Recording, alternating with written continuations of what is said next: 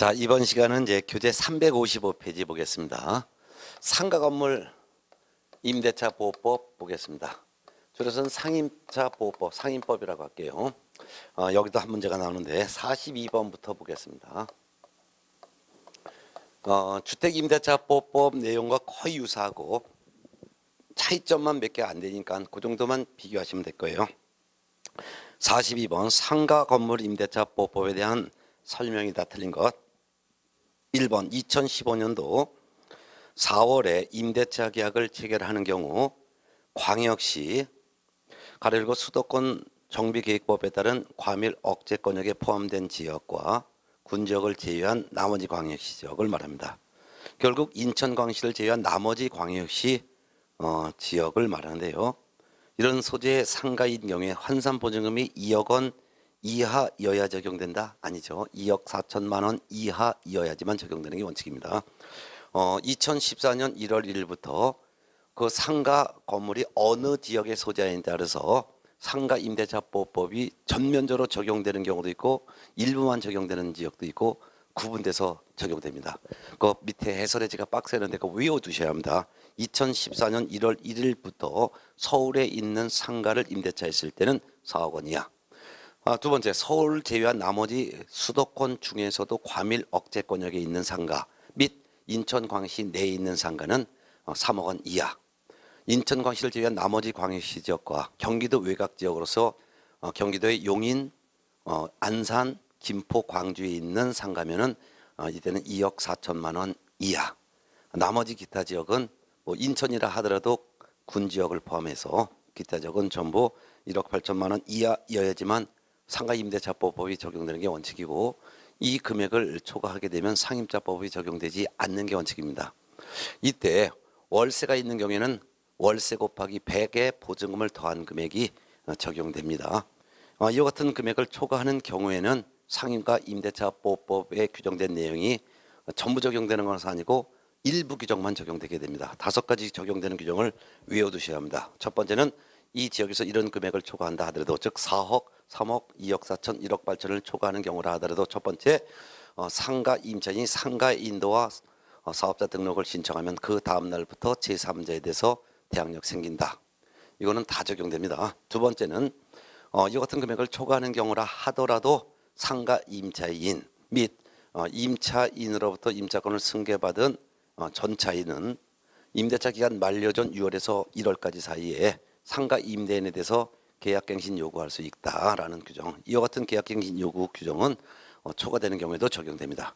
세 번째는 이와 같은 금액을 초과하는 경우라 하더라도 상가 임차인이 임대차 기간 끝났을 때 신규 임차인으로부터 권리금을 회수하는 것을 임대인이 방해하지 못하는데 방해하지 못하는 기간은 임대차 기간 끝나기 3개월 전부터 임대차 종료 시까지 임대인은 임차인이 신규 임차인과 권리금 계약을 체결하여 신규 임차인으로부터 권리금을 회수하는 것을 못 받게 방해해서는 안 된다. 방해하여 손해를 발생시켰을 때는 손해를 배상할 책임이 있고 손해배상 책임은 상가 임차인이 임대차 종료 후 3년 이내 청구해야지만 된다. 3년이 지나서 청구하면 시효로 소멸한다라는 거. 그 다음에 네 번째는 초과되는 경우라 하더라도 상가 임차인의 차임 연체액이 3기에 달하고 있다면 이때는 상가 임대차 계약을 해제할 수 있다는 네 번째 규정. 다섯 번째는 표준 권리금 계약서에 대한 소식은 국토교통부 장관이 정하여 그 사용을 권장할 수 있고 표준 권리금에 대한 기준 절차에 대해서도 국토교통부 장관이 기준을 정할 수 있다는 거. 또한 상가 임대차 계약에 대한 표준 소식은 법무부 장관이 정하여 그 사용을 권장할 수 있다는 규정. 이와 같은 내용은 초과되는 경우까지도 인정이 된다는 거 꼭 외워두셔야 합니다. 자, 그 다음에 2번 지문. 답은 이제 틀린 거 1번 나왔고 2번 사업자 등록이 되는 영업용 건물의 임대차 대해서만 적용되므로 교외 종친에 이런 향후에 이런 건물은 적용되지 않고 3번 상가 건물 임대차 보호법 시행령에 규정된 적용 금액을 초과하는 경우라 하더라도 임차인의 계약갱신 요구 이런 규정은 허용된다 맞고 4번 임대차가 종료된 경우에도 임차인이 보증금을 돌려받을 때까지는 임대차 관계는 존속하는 것도 맞고 5번 일시 사용을 위한 임대차임이 명백한 경우에는 주택과 마찬가지로 상가도 적용되지 않습니다. 맞고요. 틀린 것은 1번이죠. 자, 그 다음에 43번 문제는 여러분이 직접 풀어보시고요. 금액을 외우고 있어야지만 43번 문제를 풀 수 있어요. 4억, 3억, 2억 4천, 1억 8천 외우고 거기에 적용을 맞춰보시기 바랍니다. 43번은 직접 풀어보시고 44번 문제 보겠습니다. 2016년 5월 10일 상가 건물에 대한 임대차 계약을 체결한 경우 상가 건물 임대차 보법에 관한 설명이다. 옳은 것은 1번 서울특별시 서초구 소재한 상가 건물을 보증금 3억 월차임 100만 원으로 임차한 경우 4억이죠. 서울에서 적용됩니다. 모든 게 다 적용되죠. 상가 임대차 보법 모두 다 적용됩니다. 맞습니다. 그 다음에 니은번 수도권 중 과밀 억제권역에 있는 상가 건물을 보증금 2억 월차임 100만 원으로 임차한 경우 결국 3억 원이죠. 그러면 적용되는 거 맞습니다. 디귿번 광역시 인천광역시 지역과 군적은 제외하고요. 광역시 소재의 상가 건물인 경우 환산 보증금이 2억 4천만 원 2억 4천만 원 이하여야지만 적용되는 거 맞죠. 리얼번 강원도 강릉시 소재한 상가 건물을 강원도 강릉시 소재한 상가 건물을 2억 원에 임차한 경우 적용된다. 당연히 강릉시 같은 경우는 기타적이죠. 서울도 아니고 과밀억제권역과 인천도 아니고 광역시도 아니고 그 밖의 지역이니까 1억 8천만 원 이하의 점에 적용됩니다. 그러면 2억 원에 임차했으면 적용되지 않습니다. 1억 8천 초과하기 때문에. 미연번 인천광역시 광화군 소재 광화군 같은 경우는 인천이라 하더라도 그 밖의 지역에 해당되는데 인천광시 소재한 상가 건물을 보증금 3억 원 월차임 100만 원 4억 원으로 임차한 경우 원칙적으로는 적용되지 않죠. 그렇지만 임차인이 상가인도와 사업자 등록 신청하면 즉 대항력권 갖추면 그 다음 날부터 제3자에 대해서 효력 발생합니다. 맞죠? 근데 계약갱신 요구는 할 수 없다? 들었습니다. 계약갱신 요구도 할 수가 있습니다. 계약갱신 요구도 할 수가 있습니다. 그 밑에 오른쪽에 해설에서 미음번 계약갱신 요구를 할 수 이거 없다라고 한 걸 갖다 오답니다. 그래서 있다라고 해설을 좀 고쳐놓으시고 결국 옳은 것은 기역, 니은, 디귿 3개가 되겠죠. 정답은 3번입니다. 자, 그 다음에 45번 봅니다. 개공이 상가 건물 임대차 보법에 적용을 받는 상가 건물의 임대차를 중개하면서 의뢰인에게 설명합니다. 옳은 것은 1번 상가 건물의 임대차를 등기하면은 그 등기한 그날부터 제3자에 대해서 효력이 생긴다. 맞습니다. 그렇지만 임차권 등기를 하지 않았다면 상가의 인도와 사업자 등록을 신청했다면 그 다음 날부터 제3자에 대해서 효력 생기겠죠. 구분하시기 바랍니다. 등기하면 그날부터 제3자에 대해서 효력 생기고 등기하지 아니한 대항력권은 그 다음 날부터 제3자에 대해서 효력 생깁니다. 2번 임차인은 대항력과 확정일자를 갖춘 경우 경매에서 매각된 임차 건물을 양수인에게 인도하지 않더라도 배당해서 보증금 수령할 수 있다? 수령할 수 없습니다. 아무리 대항력권과 확정일자를 갖췄고 우선 변제권의 요건을 갖췄고 또한 법원의 배당 요구 종기일까지 배당 요구를 했고 하더라도 낙찰된 그 배당금에서 보증금을 수령하기 위해서는 상가 목적물을 양수인 즉 낙찰자인 매수인에게 인도해야지만 보증금을 수령할 수가 있습니다. 3번 임대차 기간을 유월로 한 경우 임차인은 그 기간의 유효를 주장할 수 없다. 있습니다. 상가 임대차 기간은 기간에 정함이 없거나 1년 미만으로 정했을 땐 1년으로 하는데 1년 미만으로 계약을 했다 하더라도 임차인은 1년 미만으로 정한 기간이 유효함을 주장할 수 있고 임대인은 1년 미만으로 정한 기간이 유효함을 주장할 수가 없죠. 4번 임대차가 묵시적으로 갱신된 경우 묵시적 갱신은 상가 임대인이 임대차 기간 끝나기 6개월에서 1개월 전까지 상가 임차인에 대해서 갱신 거절 등의 통지를 하지 않으면 그 기간이 만료되면 종전과 동일한 조건으로 다시 계약한 것으로 보고 그 기간은 1년으로 재계약한 것으로 본다 이거죠. 이게 바로 상가 임대차에서 묵시적 갱신인데요. 그 존속 기간은 임대인이 그 사실을 안 날로부터 1년으로 한다. 안 날이 아니라 임대차 기간이 만료된 날로부터 1년으로 합니다. 5번 임대인의 동의를 받고 전대차 계약을 체결한 전차인은 임차인의 계약갱신 요건 행사 기간이 언제예요? 6월에서 임대차 기간 끝나기 6개월에서 1개월 전 요 사이에 임차인을 대위하여 임대인에게 계약갱신 요구할 수가 있습니다. 맞죠? 정답은 5번이 되겠죠. 자, 그 다음에 46번 문제는 틀린 것만 보겠습니다. 46번은 2번 서울특별시 소재 상가 건물에 대해서 보증금 3억 월차임 200 그러면 5억이죠. 그러면 임대차 계약을 체결한 임차인은 계약갱신 요건을 행사할 수 없다 있죠. 초과되는 경우를 하더라도 5가지는 적용되기 때문에 계약갱신 요구할 수 있습니다. 정답은 2번이죠. 자, 그 다음에 47번 문제에서도 옳지 않은 것만 보는데요. 4번이 옳지 않은데요. 4번 대항 요건을 갖추고 관할 등기소에서 확정일자를 받은 임차인은 경매나 압류 부동산 공매 시 환가대금 즉 낙찰대금에서 후순위 권리자 그 밖에 채권자보다 우선해서 보증금을 변제받을 권리가 있다. 대항 요건 갖추고 확정일자를 받으면 경매 공매 시 후순위 권리자보다 보증금의 전부에 대해서 후순위 권리자보다 우선해서 보증금을 변제받을 권리는 있는데 확정일자를 받는 장소가 등기소도 아니고 바로 관할 세무서장이 되겠습니다. 관할 세무서장으로부터 받아야죠. 주택 임대차 계약서의 확정일자를 받는 장소는 그 주택이 소재하는 읍면동주민센터장에게서 받아도 되고 또는 관할 등기소 또는 법원 그 밖에 공증사무소도 받을 수 있죠. 그렇지만 상가 임대차 계약서의 확정일자를 받는 장소는 그 상가 소재지 관할 세무서장에게서만 받을 수가 있습니다. 정답은 4번. 나머지 내용은 뭐 우선 변제 등에 대해서는 주택과 상가가 다 똑같고 확정일자 받는 장소만 다를 뿐이죠. 자, 그 다음에 48번 문제 보겠습니다. 개공이 상가건물 임대차보법상 상가건물의 임대차를 중개하면서 임차인의 계약갱신 요구권에 관해서 설명한 내용이다. 옳은 것을 모두 고른 것은 기억번 임차인의 계약갱신 요구권은 최초의 임대차 기간을 포함한 전체 임대차 기간이 3년 초과하지 않는 범위 내에서만 행사할 수 있다. 3년이 아니라 5년 초과하지 않는 범위 내에서만 행사할 수 있죠. 니은번 임대인의 동의를 받고 전대차 계약을 체결한 전차인은 임차인의 계약갱신 요건 행사 기간 내에 임차인을 대위하여 임대인에게 계약갱신 요건 행사할 수가 있죠. 맞고.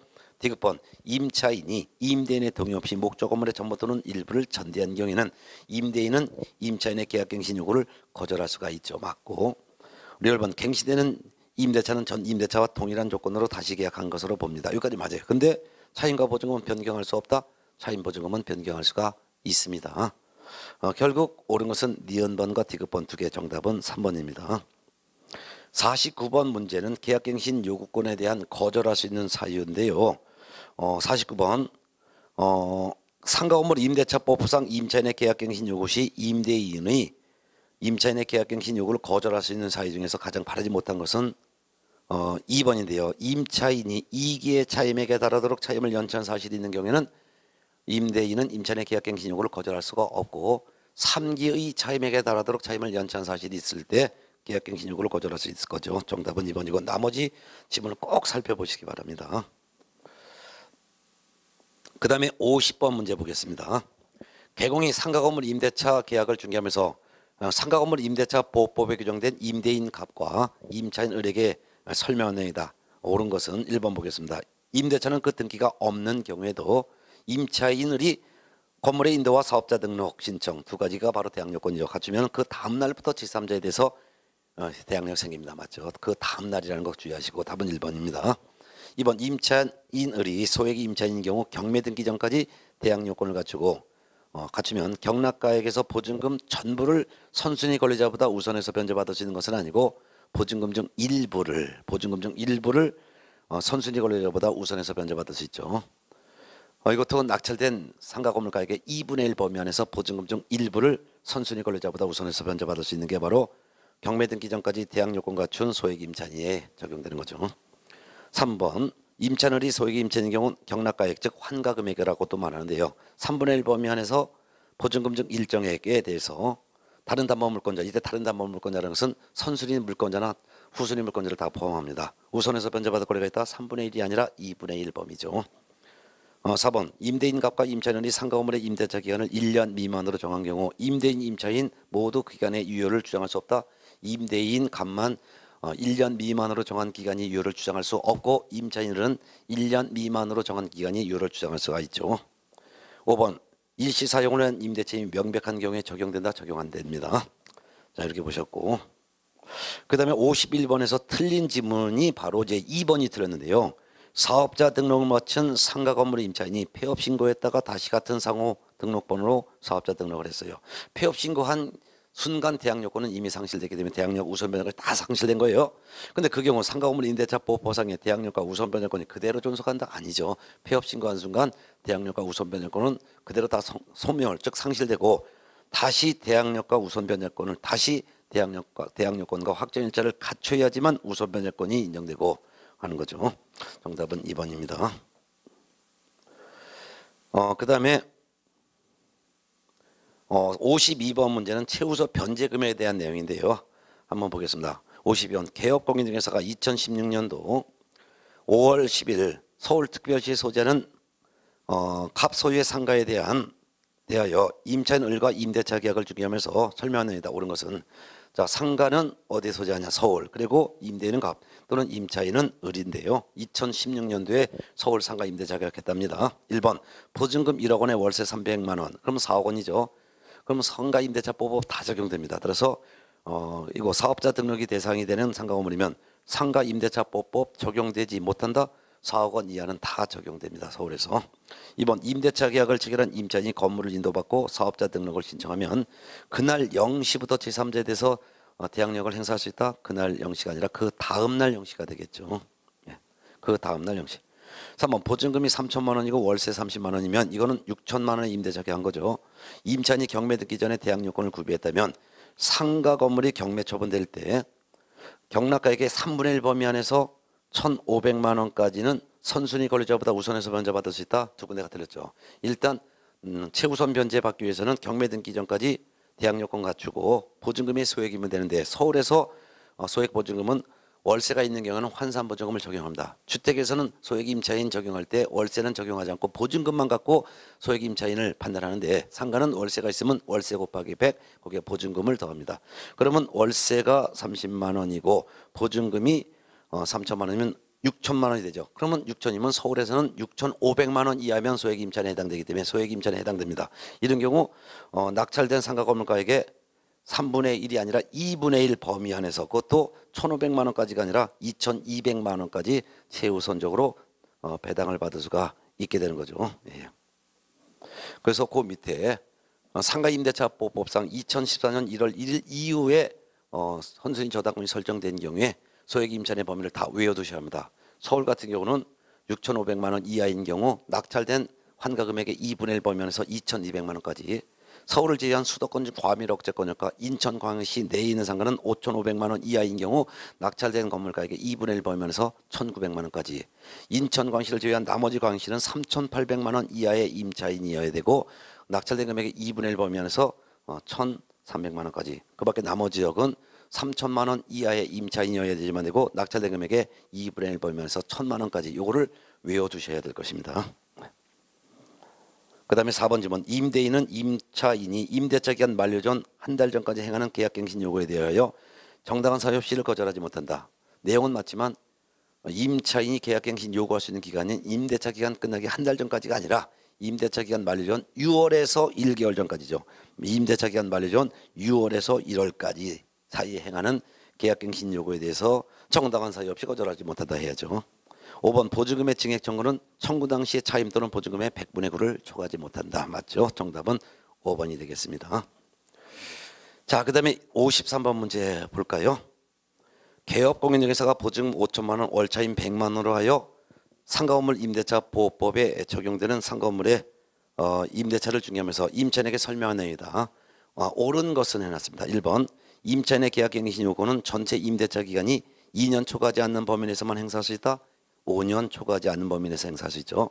2번 임대인의 차임 증액 청구권이 인정되고 차임 증액 청구권 인정되는 건 맞습니다. 왜? 보증금은 5천만 원, 월세가 100만 원이면 이거는 1억 5천만 원 임대차 한 거죠. 그러면 1억 5천만 원 이하면은 다 적용되는 거죠. 모든 내용이 다 적용되는 거예요.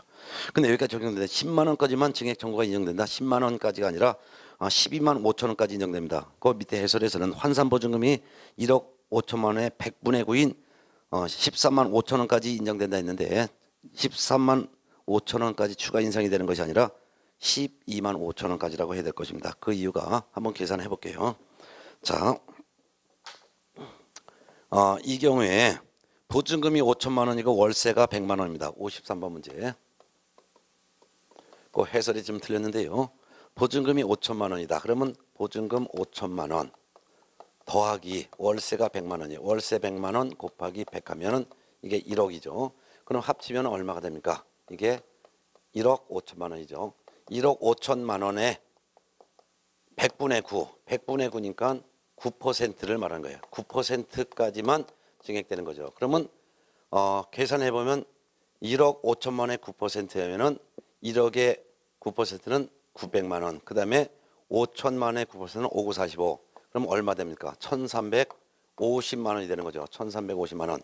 1350만 원 요구해야 되는 거예요. 그러면 1350만 원을 이걸 갖다가 12달로 나눕니다. 12달로 나눠요. 그러면 12달로 나면 계산해 보면 뭐 11만 5천 원 한번 계산 나올 거예요. 그러면 11만 5천 원 정도가 될 거예요. 근데 여기서는 10만 원까지만 인정된다가 아니라 여기서 이걸 계산해 보면 요게 이제 그러면 종전의 월세는 얼마였습니까? 종전의 월세는 100만 원이죠.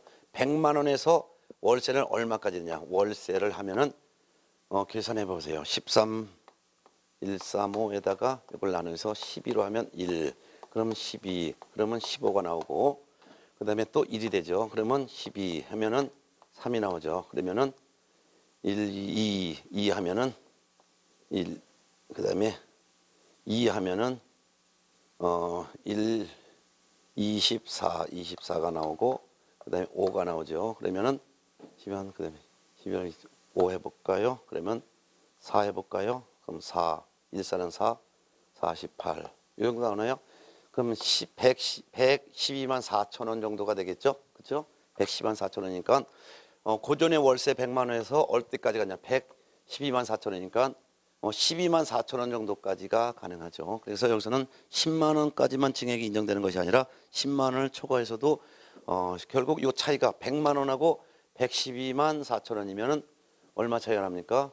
12만 4천 원 정도가 차이 나니까 112만, 그러니까 12만 4천 원, 약 12만 5천 원 정도까지가 증액이 가능하죠? 5천 원? 12만 5천 원? 12만 5천 원 정도가 되나? 계산해보면 그렇게 나오네. 12만 5천 원, 12만 5천 원. 결국 10만 원까지만 증액이 허용되는 것이 아니라 증액은 12만 5천 원까지가 인정된다라고 해야 되겠네요. 저도 이렇게 계산기 눌러보세요. 뭐 저는 그 산수로 계산했는데. 예. 그래서 이제 해설은 2번 환산보증금의 1억 5천만 원의 100분의 9인 이게 1350만 원인데 1350만 원을 12달러로 나눈 금액이 112만 5천 원이고 112만 5천 원까지 증액이 되니까 종전의 100만 원에서 112만 5천 원 하면은 10만 원만 추가 인정되는 것이 아니라 12만 5천 원까지 인정된다라고 해야 될 것 같습니다. 예. 그다음에 3번 임차인의 차입 면책이 200만 원에 이르는 경우 임대인은 계약을 해지할 수 있다. 계약 해지는 차임 금액이 얼마이냐 갖고서 해지하는 것이 아니라 차임 면책이 3기에 달하고 있었을 때 해지할 수 있는 것입니다. 그래서 임차인의 차임 면책이 3기에 달하고 있다면 계약 해지할 수 있다라고 해야 되겠죠. 금액과는 상관없이 차임 면책이 3기에 달하고 있어야지만 계약 해지할 수 있다라는 거. 그 다음에 이제 4번 질문 상가 건물이 서울특별시에 있을 경우 그 건물이 경매시 임차인은 2,500만 원을 다른 담보물권자보다 우선해서 변제받을 수 있다. 이게 최우선 변제라는 건데요. 이거 보증금이 5천만 원이고 월세가 100만 원 1억 5천이에요. 그러면 서울에서는 6,500만 원 이하의 임차인이 소액 임차인인데 소액 임차인의 범위를 초과하기 때문에 이건 소액 임차인이 아니에요. 그러니까 일정 금액에 대해서 다른 담보물권자보다 우선해서 변제받을 권리, 즉 최우선 변제권 인정이 안 됩니다. 예. 소액 임차인이 아니기 때문에 최우선 변제권 인정 안 돼요. 5번 임차인이 임대인의 동의 없이 건물의 전부를 전대한 경우 임대인은 임차인의 계약갱신 요구를 거절할 수가 있습니다. 맞죠? 정답은 이제 5번이 되겠습니다. 그다음에 이제 54번 문제는 한번 좀 풀어볼까요? 개공이 상가건물 임대차보호법에 적용을 받는 상가건물의 임대차를 중개하면서 설명한 내용이다. 가로 안에 들어갈 말을 옳은 것은 차임 또는 보증금의 경제적 사정의 변동으로 인하여 상당하지 않게 된 경우 그 증액 청구는 청구 당시 차임 보증금의 100분의 9 금액을 초과하지 못하죠. 그래서 기억번호는 100분의 9. 그 다음에 두 번째, 보증금의 전부 또는 일부를 월 단위 차임으로 전환하는 경우에는 그 전환되는 금액에 은행법에 따른 은행의 대출금리 및 해당 지역의 경제 여건 등을 고려하여 니은 연 1할 2푼이죠. 연 1할 2푼과 한국은행에서 공시한 기준금리의 4.5배를 곱한 비율 중에서 낮은 비율을 곱한 월 차임의 범위를 초과할 수 없다. 그래서 기억번호는 100분의 9, 니은번호는 연 1할 2푼. 특히 이 54번 문제를 주택과 비교할 때 주택에서는 차임 보증금의 증액 청구는 약정한 보증금 차임액의 20분의 1을 초과할 수 없고 상가는 100분의 9를 초과할 수 없다는 거. 또한 월 차임으로 전환할 때 주택은 연 1할과 기준금리의 3.5%를 더한 비율 중에서 낮은 범위를 초과할 수 없고, 상가는 월 차임 전환할 때 연 1할 이쁨과 기준금리의 4.5배를 곱한 비율 중에서 낮은 범위를 초과할 수 없다는 거 구분해서 꼭 외워두시기 바랍니다. 올해 시험 나와요. 자, 이렇게 보셨고, 그다음에 55번 문제 주택과 똑같은 거니까 여러분 직접 풀어보시고, 56번 문제도 방금 전에 풀었던 문제가 똑같으니까 직접 풀어보시기 바랍니다. 그 다음에 이제 57번 문제 풀어보겠습니다.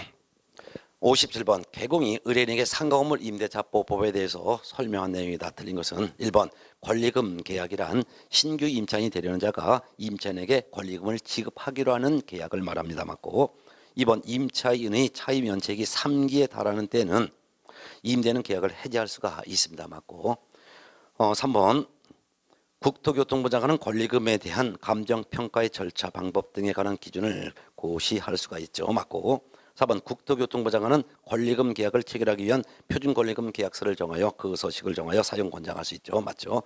권리금에 대한 내용은 전부 다 국토교통부 장관이 정한다는 것을 꼭 기억해 두셔야 합니다.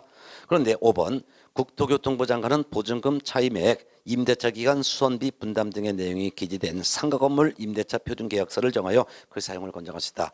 상가건물에 대한 임대차 계약에 대한 표준 서식은 국토교통부 장관이 아니라 법무부 장관이죠. 주택 임대차 계약서에 대한 표준 서식도 법무부 장관이 정하여 그 사용을 권장할 수가 있다 했었죠. 그래서 임대차 계약서 서식은 상가나 주택이나 전부 다가 법무부 장관이 그 서식을 정하여 사용을 권장할 수가 있습니다. 정답은 5번이 되겠죠. 자, 그다음에 58번 문제 보겠습니다. 개공이 의뢰인에게 상가건물 임대차보법에 대해서 설명한 내용이다. 틀린 것은 1번 임대인은 임대차 기간이 끝나기 3개월 전부터 임대차 종료 시까지 권리금 계약에 따라 임차인이 주선한 신규 임차인이 되려는 자로부터 권리금을 지급받는 것을 임대인은 방해하면 안 된다. 맞죠? 예.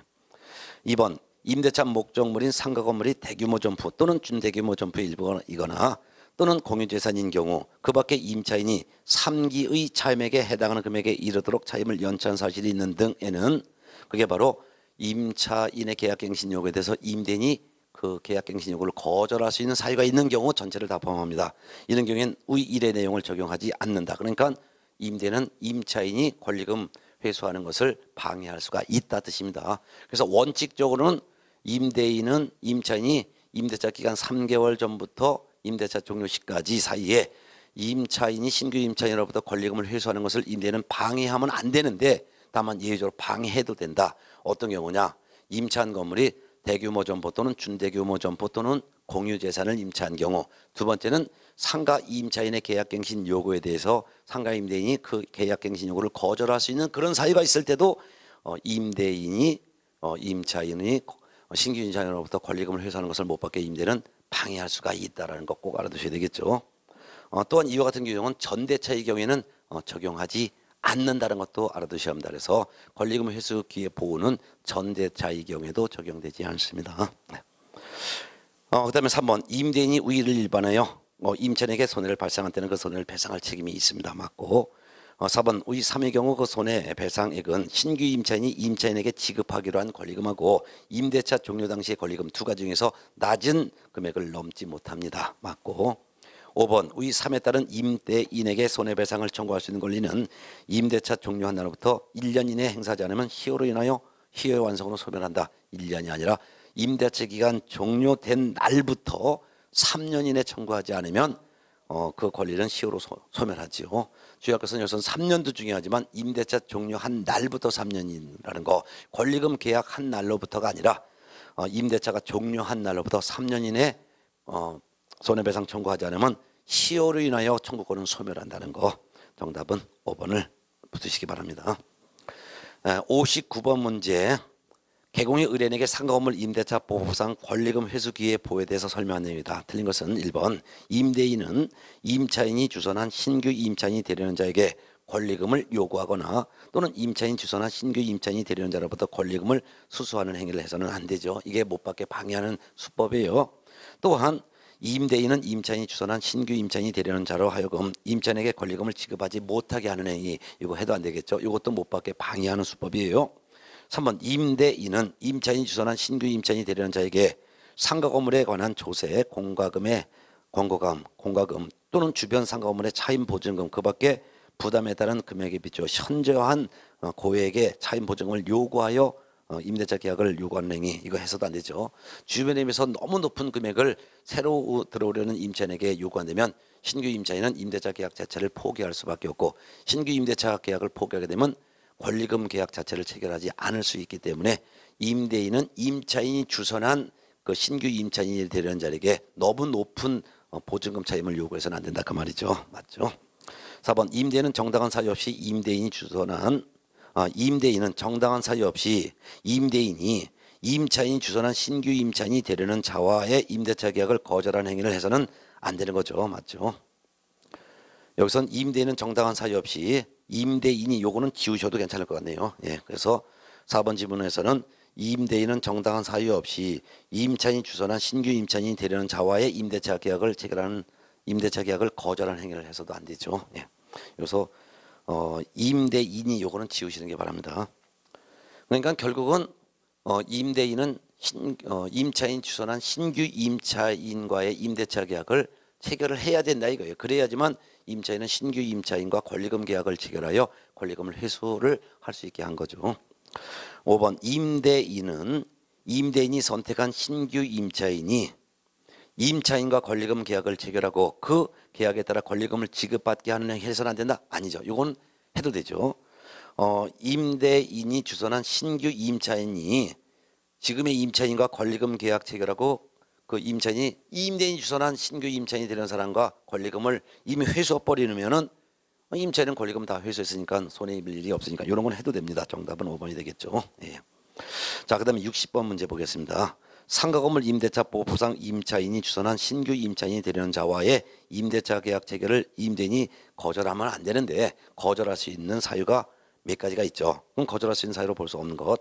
1번 임차인 주선한 신규 임차인이 되려는 자가 보증금 차임을 지급할 자력이 없는 알거지 같은 사람을 소개해주고 계약하라 그랬으면 거절할 수 있죠.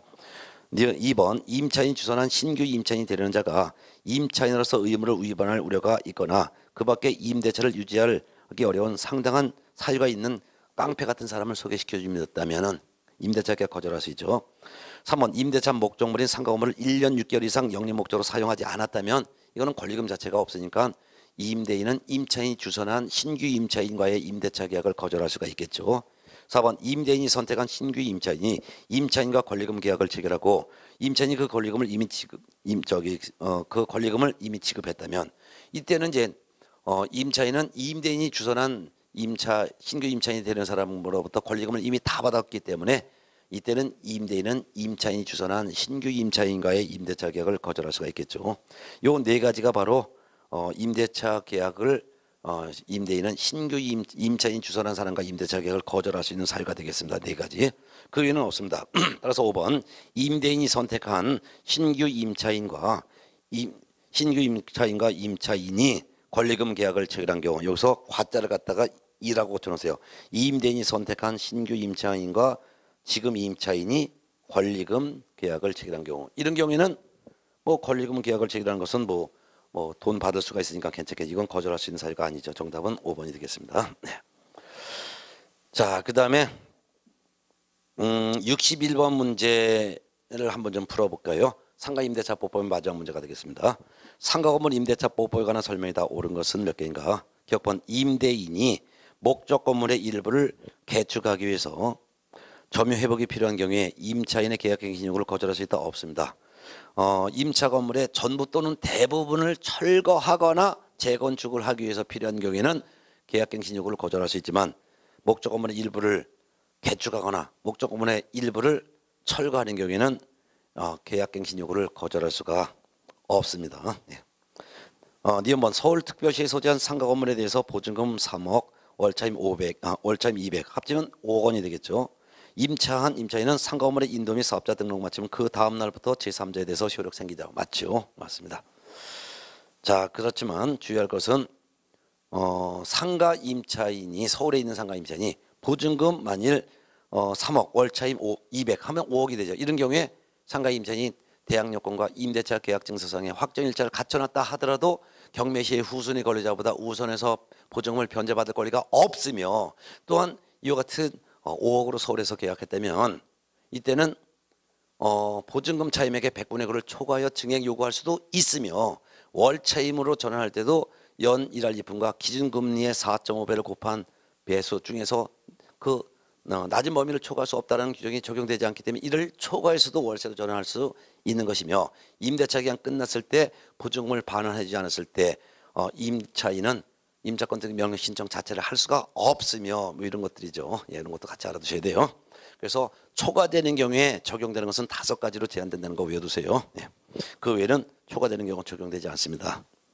내용번호 맞고요. 디귿번 임차인이 3기 차임액에 달하도록 차임을 연체한 사실이 있는 경우 임차인은 계약갱신 요구를 할 수가 없지요. 맞습니다. 그렇죠. 근데 그 기간 만료 시 권리금 회수 기회가 보호된다? 권리금 회수 기회 보호되지 않습니다.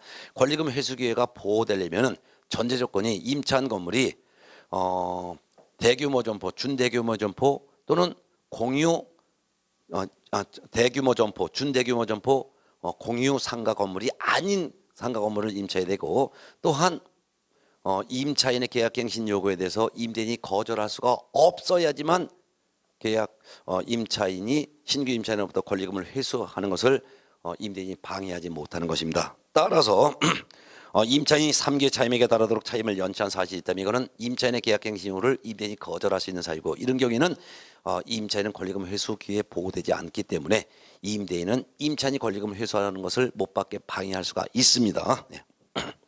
1번 임차인의 차임 연체액이 2기에 달한 때는 임대인은 계약을 해지할 수 있다? 없습니다. 3기에 달하고 있어야지만 해지할 수 있죠. 면번 국토교통부 장관은 상가 임대차 계약서의 표준 서식을 정하여 그 사용을 권장할 수 있다? 국토교통부 장관이 아니라 법무부 장관이죠.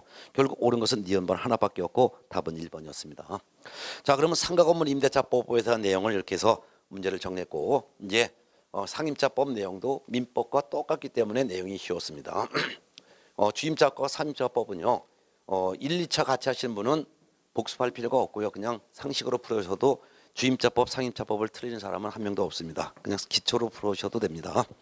그 다음에 이제 교재 369페이지 경매가 나오는데 이것도 민법에서 저당권 파트에서 배운 내용과 똑같습니다. 그래서 369페이지 보겠습니다. 이것도 민법 저당권 파트에서 배운 내용과 똑같기 때문에 한 번만 정도 보시면 되고 복습할 필요도 없습니다. 아주 쉬운 내용이 되겠습니다. 자, 그럼 62번부터 한번 볼게요. 여기서도 한 문제가 나옵니다. 자, 거저주는 문제입니다. 자, 62번. 62번부터 제가 푸는데 62번. 네. 민사집행법상 부동산 경매와 국세징수법에 의한 공매에 대한 설명이다. 가장 옳은 것은 1번 임의경매는 집행력이 있는 정본을 가진 채권자의 신청에 의해서 법원이 채무자의 소유재산을 압류하여 민사집행법 절차에 따라 부동산을 매각하는 환가 절차이다. 틀렸습니다. 임의경매는 경매를 신청을 누가 했느냐에 따라서 물권자가 경매 신청한 것을 임의경매라고 하고 채권자가 경매 신청한 것을 강제경매라고 하는데 임의경매는 집행력 있는 정본을 가진 채권, 쉽게 해서 판결문을 가진 채권이 아니라 저당권, 근저당권과 같이 담보권이 있는 자의 신청에서 이루어지는 매각 절차를 우리는 임의경매라고 합니다. 그래서 임의경매는 저당권, 근저당권, 전세권과 같이 담보물권을 갖고 있는 사람, 물론 전세권은 전세권이 용의물권이지만 전세금에 대해서는 담보물권적 성질이 있기 때문에 이같이 전세권, 유치권, 저당권, 근저당권 등 물권자의 경매 신청에서 이루어지는 강제 매각 절차가 바로 임의경매고 집행력 있는 판결문과 같은 정본에 의해서 경매 신청하는 것을 우리는 강제경매라고 합니다. 네. 그래서 1번 지문에서 집행력이 있는 정본을 가진 채권자의 신청에 의해서 법원이 채무자의 소유 부동산을 압류하여 민사집행법 절차에 따라 부동산을 강제로 매각하는 환가 절차를 우리는 강제경매라고 하는 거죠. 그럼 2번 강제경매는 담보권이 본래 가지고 있는 환가권에 의해서 경매 신청이 인정되는 것으로서 담보권의 존재를 증명하는 서류가 있어야 한다. 이거는 강제경매가 아니라 임의경매죠. 여기서 담보권의 존재를 증명하는 서류는 저당권 설정 계약서를 말하는 것이죠. 전세권 설정 계약서. 네. 자, 그다음에 3번 주택 임차인이 임대인의 물건에 대해서 경매를 신청할 때는 집행 권한을 제출해야 된다. 맞습니다. 임차권은 채권이기 때문에 경매 신청권이 없죠. 그래서 경매 신청을 하려면 국가로부터 경매 신청할 수 있는 권한을 부여받아야 되는데 국가로부터 경매 신청할 수 있는 권한을 부여받은 서류를 집행 권한이라고 하고 그 집행 권한은 돈 받을 금액이 얼마가 있고 채권자가 누구고 채무자가 누구다. 근데 채무자가 채무를 변제하지 않으니까 채권자는 경매를 신청할 수 있다라는 내용이 기록되어 있는 그러한 문서를 판결문이라고 합니다. 그래서 주택 임차인이 임대인의 물건에 대해서 경매 신청할 때는 임차 보증금 반환 청구 소송을 제기하여 그 판결문을 받아야지만 집행권을 취득하는 거죠. 판결문이 바로 집행권이에요. 이거를 판결문을 제출해야지만 경매 받아줍니다. 맞습니다. 이게 바로 강제 경매죠. 정답 3번입니다. 4번 한국자산관리공사에 의한 공매 중에서 압류 부동산 공매는 금융기관이 법원 경매 과정에서 취득한 부동산을 공매하는 것을 말한다. 금융기관이 법원 경매에서 취득하는 것을 다시 대파하는 것을 우리는 수탁부동산 공매 또는 비업무용 부동산 공매라고 하고요. 한국자산관리공사에 의해서 시행되는 공매 중에서 압류 부동산 공매라는 것은 세금을 내지 않은 체납자의 부동산을 세무서가 압류하여 공개 매각하는 것을 압류 부동산 공매라고 합니다. 5번 경매 공매에서 저감료는 모두 매회당 10%이다.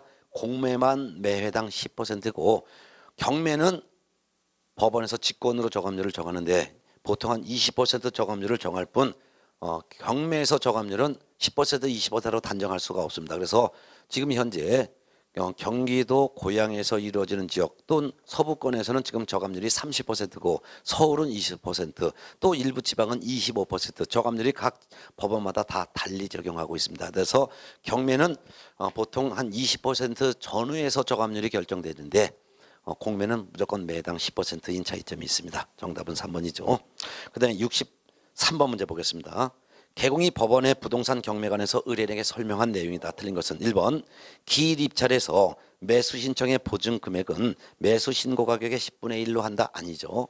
입찰 보증금은 최저 매각 가격의 10분의 1로 합니다. 정답은 1번. 2번 차순위 매수 신고는 그 신고액이 최고가 매수 신고액에서 그 보증금을 뺀 금액을 넘을 때만 차순위 매수 신고할 수 있습니다. 맞죠? 3번 매수인은 매각 대금을 다 낸 때 매각의 목적인 권리인 소유권 취득하죠. 따라서 대금 납부 기한이 도래하기 전이라 하더라도 대금을 납부를 다 하면 즉시 소유권을 취득하며 소유권 이전 등기하지 않았다 하더라도 대금을 다 낸 때 즉시 소유권을 취득합니다. 옳은 질문. 4번 가압류 채권에 대항할 수 있는 전세권. 그 말은 전세권이 먼저 설정되고 그 다음에 나중에 가압류가 설정됐다 그 말이죠. 그 전세권은 배당 요구하면 매각으로 소멸한다. 맞습니다.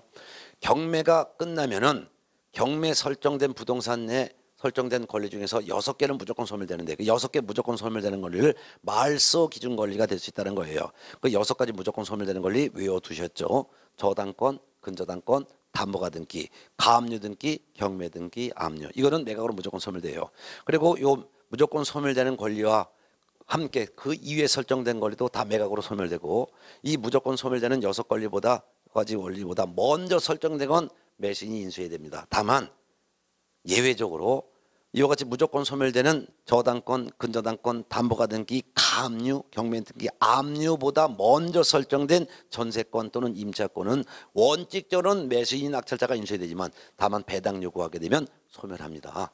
또한 경매 개시 결정 등기 전부터 점유를 개시한 유치권은 설령 저당권, 근저당권, 담보가 등기, 가압류, 경매 등기, 압류보다 먼저 설정된 건 나중 설정된 건 경매 개시 결정 등기 전부터 점유를 개시한 유치권은 무조건 매수인이 낙찰자가 인수해야 됩니다. 그렇기 때문에 매수인 낙찰자는 유치권자의 공사대금을 변제할 책임이 있게 되는 것이죠. 네, 그런 내용 알아두시고 그다음에 5번 재매각 절차. 재매각 절차라는 것은 경매가 진행되고 낙찰이 됐어요. 근데 낙찰자가 잔금을 내지 않아서 다시 하는 경매를 재매각이라고 합니다. 근데 다시 하는 경매 중에서 경매가 진행됐지만 경매 입찰 참가자가 없어서 다시 하는 경매, 즉 유찰돼서 다시 하는 것은 새매각 절차라고 하고 낙찰자가 돈을 안 내서 다시 하는 절차를 재매각 절차라고 합니다. 5번 재매각 절차에서 전 매수인, 즉 그 전에 낙찰받았던 사람은 매수 신고할 수 없습니다. 그리고 처음 매수 신청할 때 제출했던 그 보증 금액은 몰수됩니다. 그렇기 때문에 돌려달라고 요구하지도 못하는 거죠. 맞죠? 결국은 이제 틀린 것은 1번이 되겠습니다. 자, 1번인데 53번 문제는 거의 매년 출제가 되는 내용이죠. 뭐 올해도 여기 5개 지문 중에서 2-3개 지문은 그대로 나올 거예요. 네.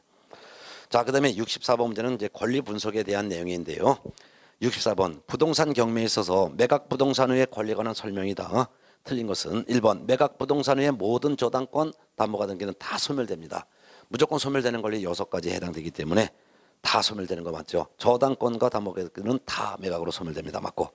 2번 최선순위 전세권으로서 가압류 채권에 대항할 수 있는 경우, 즉 1등으로 전세권 설정됐고 그 다음에 2등으로 가압류가 설정된 경우 전세권자가 배당 요구하더라도 전세권은 매수 인수해야 된다? 아니죠. 배당 요구하면 매각으로 소멸합니다. 매수인이 인수하지 않습니다. 정답은 2번. 3번 임차 건물이 매각되더라도 보증금이 전액 변제되지 않은 대항력이 있는 임차권은 소멸하지 않습니다. 맞습니다. 여기서 대항력이 있는 임차권이라는 것은 저당권, 근저당권, 담보가 등기 가압류보다 먼저 설정되어 있는 대항력권 갖춘 임차인을 말합니다. 4번 담보 목적이 아닌 최선순위 소유권 이전 청구권 보존가 등기는 매각으로 소멸하지 않습니다. 맞습니다. 담보가 등기는 매각으로 무조건 소멸되지만 청구권 보존을 위한 가등기는 저당권, 근저당권, 담보가 등기 가압류보다 먼저 설정됐을 때는 소멸하지 않고 인수. 그렇지만 저당권, 근저당권, 담보가 등기 가압류보다 후순위로 설정된 청구권 보존가 등기는 매각으로 소멸하게 되죠. 5번 압류 효력이 발생됐습니다. 압류 효력이 발생됐다는 것은 부동산 소유자는 처분권이 제한받았다 그 말인데요. 압류 효력이 발생되는 시점은 경매 신청을 하면 법원에서 경매 개시 결정을 하고 경매 개시 결정한 사실을 등기소에 촉탁하면 등기소에서 그 경매 들어온 부동산 등기부 갑부에 바로 이제 경매 개시 결정 표시 등기합니다. 경매 등기가 되면 그 순간 압류 효력이 생기는 거죠. 또한 경매 개시 결정 사실을 채무자에게 송달하면 이때도 압류 효력이 생깁니다. 따라서 경매 개시 결정 등기가 되거나 채무자에게 경매 개시 결정 사실이 통지가 되면은 둘 중에 먼저 된 시점이 이 경매 들어온 부동산에 대한 압류 효력이 발생하는 것이죠. 이같이 압류 효력이 발생한 후에 그 말은 이제 경매 개시 결정 등기가 된 후에 그 말이에요. 경매 등기된 후에 경매 목적물의 점유를 취득한 유치권자는 가짜입니다. 그래서 매수인에게 대항할 수가 없습니다. 맞죠? 그렇지만 경매 개시 결정 등기 전에, 즉 압류 효력이 발생하기 전에 경매 목적물의 점유를 취득한 유치권자는 매수인에게 대항할 수 있으므로 매수인은 유치권자의 공사대금을 변제할 책임이 있게 되는 것이죠. 정답은 2번이죠. 자, 그 다음에 65번 문제는 여러분이 한번 직접 풀어보시고요. 그 다음에 66번 문제는 방금 63번 문제 풀었던 문제가 똑같으니까 여러분 직접 풀어보시고요. 67번 문제 보겠습니다. 다음 가론에 들어갈 금액이다. 옳은 것은 법원에 매수신청 대리인으로 등록한 개공갑은 을로부터 매수신청 대리 의무를 받았다. 근데 개공갑은 법원에서 정한 최저 매각 가격의 2억 원, 최저 매각 가격이 2억 원이에요. 그럼 입찰 보증금은 얼마일까요? 10분의 1이죠. 그래서 가로 열고 최저 매각 가격의 2억 원의 부동산 입찰, 가로 열고 보증금액은 최저 매각 가격의 10분의 1에 참여했다. 최저 매각 가격 2억 원이니까 보증금을 2천만 원 냈다 그 말이죠. 그리고 최고가 매수 신고액이 2억 5천만 원인 경우, 즉 입찰에 찬 금액이 2억 5천만 원인 경우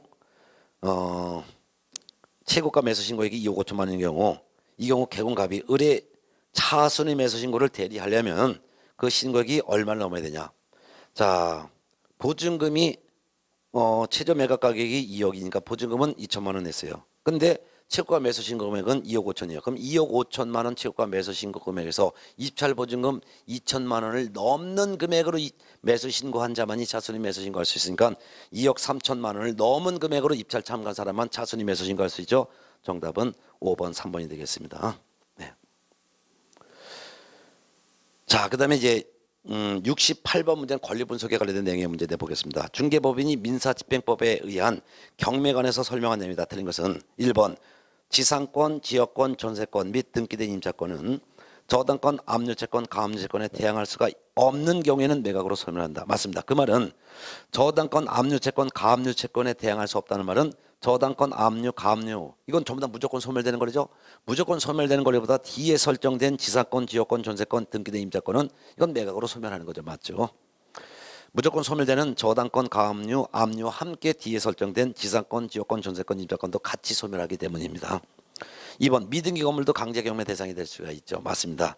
미등기 건물이 강제 경매에 들어오면 경매 시청을 받은 법원은 직권으로 소유권 보존 등기한 다음에 그 건물 등기하고서 보존 등기하고 갑구에다가 강제 경매 개시 결정 표시 등기를 하라고 시킵니다. 그러면 등기부 갑구에 강제 경매라고 표시가 되는 거죠. 3번 경매를 신청한 자는 배당 요구하지 않아도 배당에 참가할 수가 있죠. 맞죠? 등기가 돼 있는 권리자와 경매 신청한 사람은 배당 요구하지 않아도 당연히 배당에 참가할 수가 있습니다. 4번 임차권 등기 명령에 따라 임차권 등기한 사람은 배당 요구해야지만 배당에 참가할 수 있다? 아닙니다. 등기돼 있기 때문에 그 금액이 등기부를 통해서 법원에서 다 합니다. 따라서 배당 요구하지 않아도 됩니다. 정답은 4번. 5번 매수인은 매각 대금을 다 낸 때, 즉 잔금 다 낸 때 매각의 목적인 권리인 소유권 취득하는 거 맞죠? 예. 자, 그 다음에 69번 문제 보겠습니다. 개공이 부동산 경매관에서 설명회의다. 옳은 것은 1번 배당 요구를 하여야 배당을 받을 수 있는 권리자. 이게 누구냐면 등기되지 아니한 채권자들입니다. 이들은 경매 개시 결정에 따른 압류 효력이 발생한 때부터, 즉 경매 등기된 부터 1월 이내 배당 요구 신청해야 된다? 아닙니다. 법원에서 정한 배당 요구 종기일까지 배당 요구 신청해야 합니다. 법원에서 정한 배당 요구 종기일까지 배당 요구 신청해야 돼요. 배당 요구 종기일은 법원에서 직권으로 정하는데 단 첫 매각기 이전의 날 중에서 법원에서 직권으로 정합니다. 2번 배당 요구를 한 자가 배당 요구 철회를 인하여 매수인이 부담이 바뀌는 경우에 배당 요구의 종기가 지난 뒤에는 배당 요구 철회하지 못하는 거 맞습니다. 정답은 2번. 3번 관청의 증명이나 허가를 필요로 하는 경우, 예를 들면 농지가 경매에 나왔다면 농지 취득 자격 증명원을 법원에 내야 되죠. 이와 같은 경우가 바로 관청의 증명이나 허가를 필요로 하는 경우입니다. 이때 매수 신고 시에 이를 증명해야 되는 것은 아니고 매각 결정 기일까지 농지증 제출해야 합니다. 매수 신고 시가 아니라 매각 결정 기일까지 이를 신고해야 한다라고 해야죠. 4번 매각 허가 결정이 확정되면 법원은 대금 지급 기일을 정하여 매수인과 차순위 매수 신고인에게 통지하고 매수인은 그 기일까지 매각 대금을 지급해야 된다. 틀렸습니다. 대금 지급 기일이 아니라 대금 지급 기한을 정하여 매수인과 차순위 매수 신고인에게 통지하고 매수인은 그 기한까지 매각 대금을 지급해야 되겠죠. 기일이 아니라 기한 두 군데가 들었습니다. 5번 매수 신고가 있은 뒤 경매 신청이 취하되더라도 그 경매 신청으로 발생한 압류 효력은 소멸되지 않는다. 경매가 취하되면 경매 등기가 말소됩니다. 경매 등기가 말소되니까 압류 효력도 소멸합니다. 따라서 경매가 취하되면 압류 효력도 같이 소멸합니다. 결국 옳은 것은 2번이 되겠죠. 예. 그 다음에 70번 문제를 보겠습니다. 민사집행법상 법원의 부동산 경매 제도에 대한 설명이다. 옳은 것은 1번 주택임대차보법에 의하여 우선 변제권을 갖춘 주택이 임차인이라면 최초 매각일 이후라도, 즉 매각이 실시된 이후라도 매각 허가 결정 이후 배당 실시 전까지만 배당 요구하면 된다? 아닙니다. 배당 요구 종기일까지 배당 요구해야 합니다. 배당 요구는 첫 매각일 이전의 날 중에서 법원에서 정하기 때문에 첫 매각일 이전의 날 중에서 법원에서 정한 그 배당 요구 종기일까지 배당 요구 신청해야 합니다. 2번 매각 허가를 받은 매수인이, 즉 낙찰자가 법원에서 통지받은 대금 지급 기한 이전의 매각 대금을 전부 납부하더라도 매각 대금 지급 기한이 경과날로부터 소유권을 취득한다? 아니죠. 대금 납부 즉시 소유권 취득합니다. 3번 매각 허가 결정에 불복하여 항고하고자 하는 사람은 매각 대금의 10% 상당의 금전 또는 법원 인정한 유가 증권을 공탁해야 한다. 맞습니다. 입찰 참가할 때는 최저 매각 가격의 10분의 1을 입찰 보증금으로 제공해야 하고, 그 매각 자체에 대한 항고할 때는 매각 대금의 10분의 1을, 즉 10%를 공탁해야 됩니다. 정답은 3번이죠. 4번 부동산 매각의 법원 경매는 일정한 매각 기일에 실시하는 기일 입찰과 입찰 기간 이내 실시하는 기간 입찰 두 가지 방법으로만 할 수 있다? 아닙니다. 기일 입찰, 기간 입찰뿐만 아니라 호가 경매도 있습니다. 호가 경매 합쳐서 세 가지 방법 중에서 법원이 직권으로 매각 방법을 정합니다. 5번 경매 개시 일정이 이전에 전입한 임차인이라면 경락인, 즉 매수인에게 대항하지 못할 경우라도, 경락인에게 대항하지 못한다는 것은 저당권, 근저당권, 담보가 등기, 감류, 경매 등기, 압류 이후에 임차한 임차인이라면 그 말이에요. 인도명령의 대상이 되지 않는다? 인도명령의 대상이 됩니다. 왜? 매각으로 무조건 소멸되는 권리보다 뒤에 들어온 임차인이기 때문에 집 비워주지 않으면 강제로 끄집어내달라고 신청할 수 있고, 이를 인도명령 신청을 할 수가 있는 대상이 되는 거죠. 정답은 3번이 되겠습니다. 71번 문제와 72번 문제는 생략하고 이제 마지막 파트가 73번 문제가 되는데요. 73번 문제부터가 376페이지인데요. 376번부터가 매수 신청 대리인 등록인데요. 매수 신청 대리인 등록에 관한 대법원에서 만든 규칙, 여기서도 매년 한 문제가 나오게 되는데 이것도 특히 금년 5월 25일 이후에 신설된 규정이 있는데 그 내용을 이따가 별도로 좀 정리해 드리겠습니다. 두 가지가 더 신설됐고 올해 시험 꼭 나오는 내용을 이따 별도로 정해 드리겠습니다. 자, 그럼 73번부터 문제를 풀어 보겠습니다. 예. 공인중개사의 매수신청 대리인 등록에 관한 규칙의 내용이다. 옳은 것은 1번 중개사무소 개설 등록을 하지 아니한 공인중개사라도 매수신청 대리인 등록할 수 있다? 없습니다. 매수신청 대리인 등록을 할 수 있는 사람은 법인인 개업 공인중개사로 또는 공인중개사인 개업 공인중개사로 중개사무소 개설 등록을 한 자만 할 수 있습니다. 따라서 아무리 공인중개사라 하더라도 중개사무소 개설 등록을 하지 아니한 자는 매수신청 대리 등록을 할 수 없고 소속 공인중개사 중개보존도 매수신청 대리 등록할 수 없으며 법부칙 6조 2항에 규정된 개공도 매수신청 대리 등록할 수 없습니다. 오로지 법개공, 공개공만 매수신청 대리 등록할 수 있습니다. 2번 매수시정 대리인으로 등록된 개업 공인중개사는 매수시정 대리 행위함에 있어서 매각장소 또는 집행법원에 중개보존을 대리하여 출석하게 할 수 있다? 없습니다. 개업 공인중개사만이 직접 매각장소 또는 집행법원에 출석을 해야지 소공 또는 보존에게 대리 출석하게 할 수 없습니다. 따라서 경매 관련된 실무교육도 법개공인 경우엔 대표자만 경매 실무교육을 받을 의무가 있고 대표자를 제외한 사원, 임원, 소공, 보존은 경매 실무교육 받을 의무가 없으며 공개공도 공개공만 경매 실무교육을 받을 의무가 있고 소공이나 보존은 경매 실무교육을 받을 의무가 없습니다. 오로지 개공만 매각장소 또는 집행법원에 직접 출석을 해야 됩니다. 법개공의 경우엔 대표자가 직접 출석을 해야 되고 그 외에는 출석할 수 없습니다.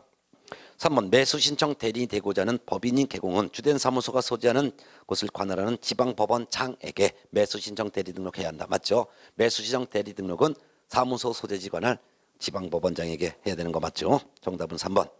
4번 매수신청 대리인으로 등록된 개공은 매수신청 대리 의무를 받은 경우 법원의 부당한 매각 허가 결정에 대해서 항고할 수 있다? 없습니다.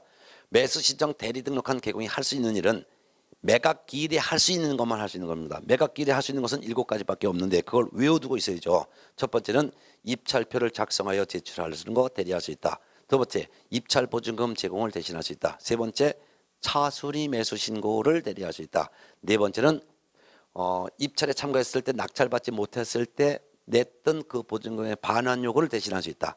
다섯 번째는 공유지분 경매 시 다른 공유주의 우선 매수 신고를 대리할 수 있고 여섯 번째는 옛날 임대주택법에 규정되어 있는 임대주택이 경매에 났을 때 거기에 살고 있는 임차인의 우선 매수 신고를 대리할 수 있다. 마지막 일곱 번째는 우선 매수 신고에 따라 차순위 매수 신고인의 지위로 보게 되는 경우 차순위 매수 신고인의 지위를 포기하는 행위를 대리할 수 있다. 이 7가지 외에는 대리할 수 없으므로 기일 연기 신청 또는 기일 변경 신청 또는 경매 취하 또는 항고 제기, 인도 명령, 명도 소송 또는 그 밖에 잔금 납부 이런 것들은 대리할 수가 없습니다.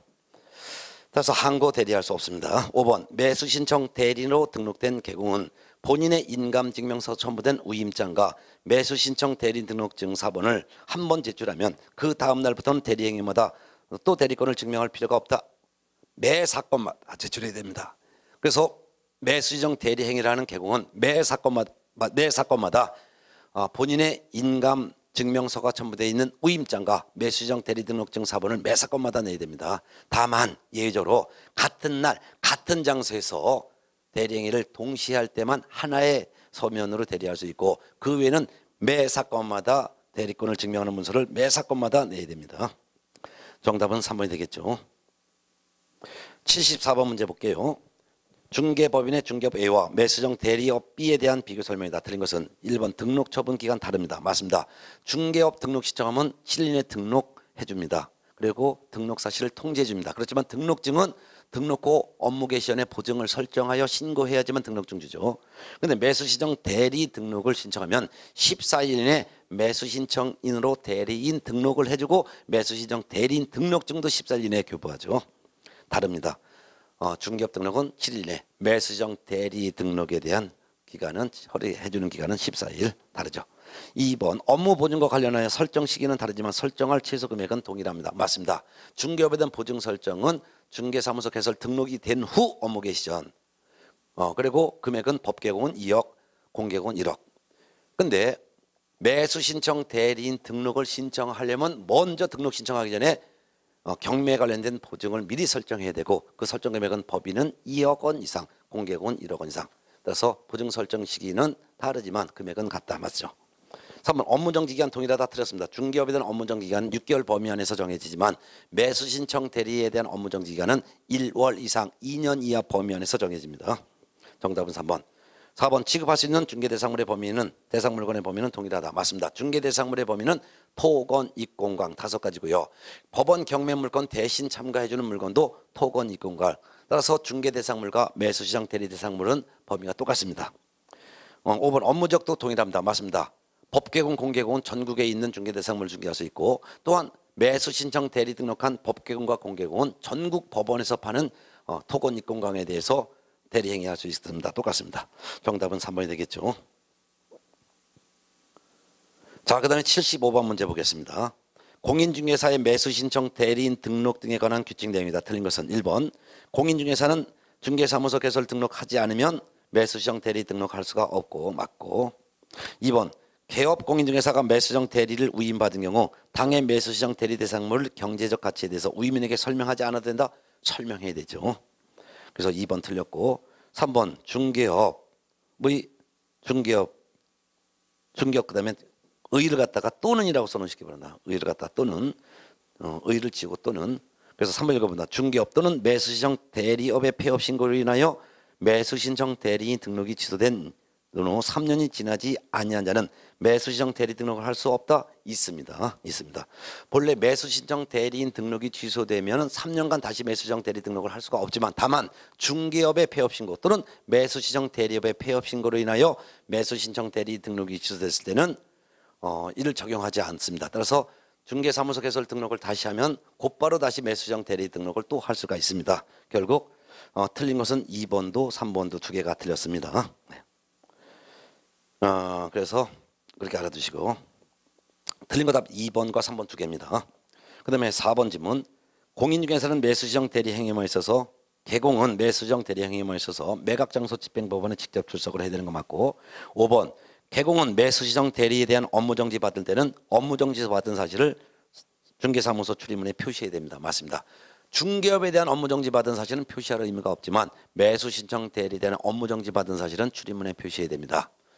또한 중개업에 대한 폐업 신고였으면 지체 없이 가한판을 철거해야 됩니다. 그렇지만 매수신청 대리에 대해서 등록 취소 처분받았을 때는 매수신청 대리 업무한다는 표시한 사항을 전부 다 제거를 해야 합니다. 이것도 구분해서 알아두시기 바랍니다. 정답은 2번과 3번 두 개가 되겠습니다. 자, 그 다음에 76번 문제에서 틀린 것은 4번인데요. 76번. 소속 공인중개사는 매수정 대리 등록을 할 수 있다 없다라고 했죠. 공개공과 법개공만 할 수 있습니다. 자, 그 다음에 77번 문제를 보겠습니다. 틀린 것만 보겠습니다.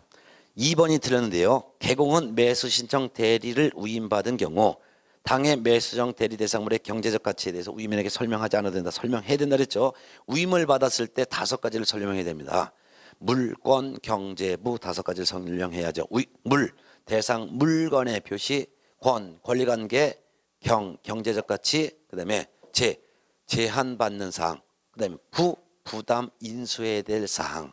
이 같은 5가지 사항을 위임받았을 때 위임인에게 설명을 해야 됩니다. 정답은 2번이죠. 예. 78번 문제는 여러분이 직접 풀어보시기 바라고요. 그 다음에 79번 문제도 여러분이 직접 풀어보시기 바랍니다. 80번 문제 풀어보겠습니다. 80번. 공인중개사의 매수신청 대리인 등록 등의 규칙에 관한 내용이다. 틀린 것은 1번이 틀렸는데요. 1번.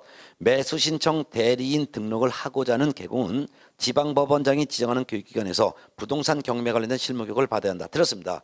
매수신청 대리인 등록은 사무소 소재지 지방법원장에게 해야 되지만 지방법원장에게 매수신청 대리인 등록 신청하기 전에 경매 관련된 실무교육을 받아야 되는데 경매 관련된 실무교육은 법원 행정처장이 지정하는 교육기관에서 경매 관련된 실무교육 받아야 합니다. 지방법원장이 지정하는 교육기관이 아니라 법원 행정처장이 지정하는 교육기관에서 부동산 경매 관련된 실무교육을 받아야 되는 거 꼭 알아두시기 바랍니다.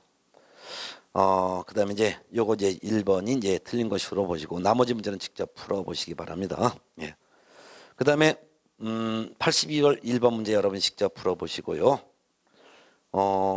82번 문제에서 틀린 게 2번인데요.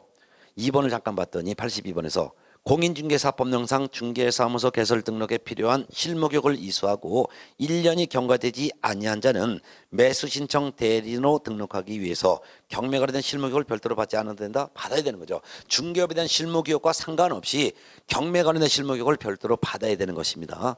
그래서 원칙적으로는 중개업에 대한 실무교육 받고 1년이 경과되지 않았다 하더라도 매수신청 대리인 등록을 신청하는 법계공의 대표자와 공개공인 경우에 공개공은 이때는 매수신청 대리인 등록 신청 1년 이내에 법원 행정처장이 지정하는 경매 관련된 실무교육을 또 받아야 되는 거예요. 다만 매수신청 대리업의 폐업 신고 후 1년 이내에 다시 매수신청 대리 등록 신청할 때만 경매 실무교육이 면제될 뿐입니다. 정답은 2번이라는 거 꼭 알아두셔야 되겠죠. 예.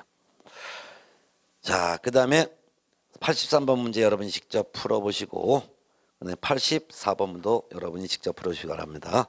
85번 문제 보겠습니다. 공인중개사의 매수신청 대리인 등록 규칙상 매수신청 대리인 등록된 개공이 매수신청 대리의 위임을 받아 할 수 없는 행위를 물어봤어요.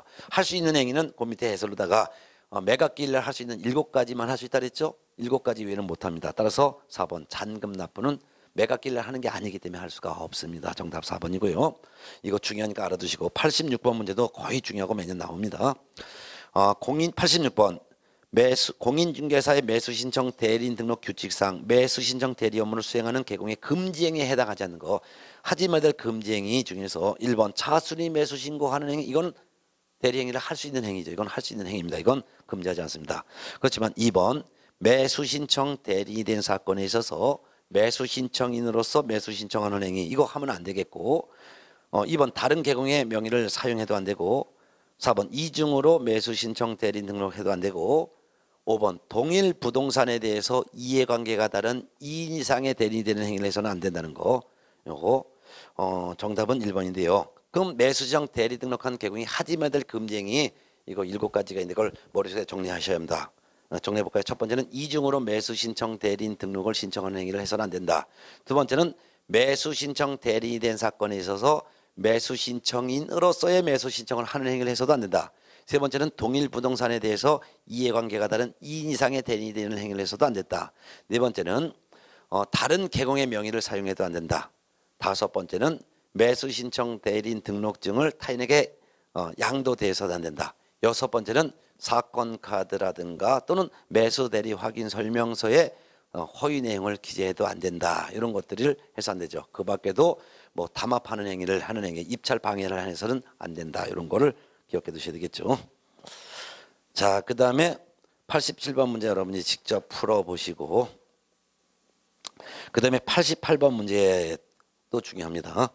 매수신청 대리인 등록과 관련된 개공의 업무 내용 중에서 틀린 것은 1번 개공은 매수신청 대리의 위임계약을 체결한 때는 매수신청 대리에 대한 보수에 대해서 설명해야 된다. 여기서 드렸는데요. 매수신청 대리에 대한 보수에 대한 설명은 위임계약 체결하기 전에 설명해야 된다는 거예요. 아주 중요하고 매년 나옵니다. 틀린 거 답 1번이지요. 예.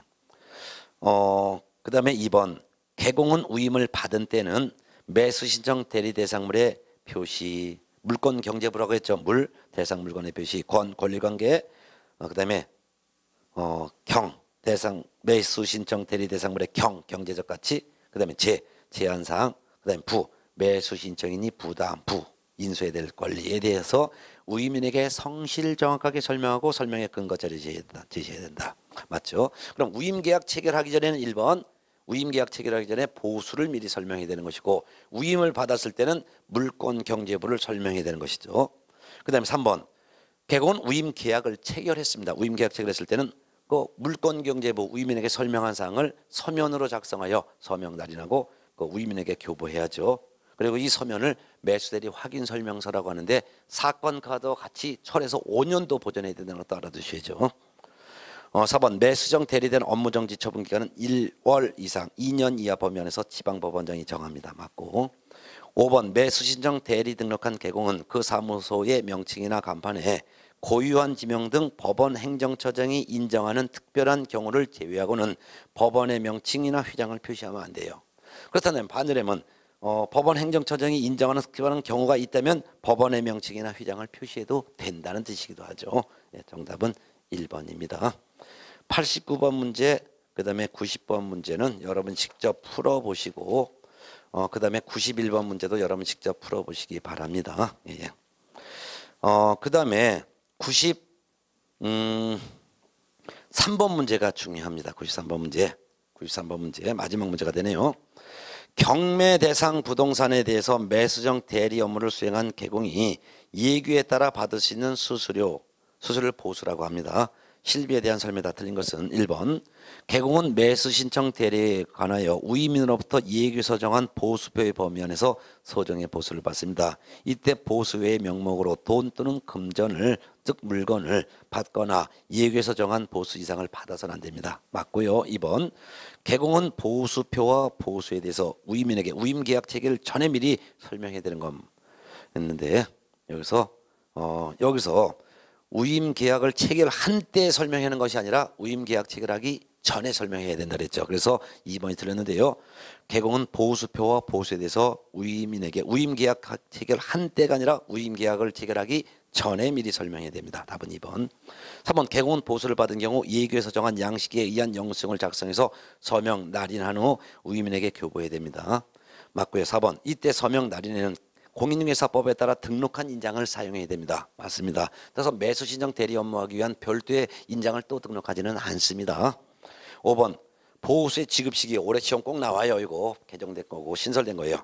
보호수의 지급 시기는 매수신청인과 매수신청 대리인의 약정에 따르되 약정이 없을 땐 매각대금 지급 기한일로 합니다. 매각대금 지급 기한일로 하는 거지 매각대금 지급 일로 한다 하면 되는 거예요. 매각대금 지급일이 아니라 매각대금 지급 기한일로 한다라고 한 거 이거 옳은 질문입니다. 꼭 시험에 나오니까 알아두세요. 답은 2번입니다. 참고적으로 별도로 하나를 더 알아둔다면 중개업도 3월을 초과하여 휴업을 하고자 하거나 또는 폐업을 하고자 하거나 할 때 미리 휴업 폐업 신고해야죠. 그리고 휴업도 6월 초과할 수 없죠. 매수시정 대리업도 똑같습니다.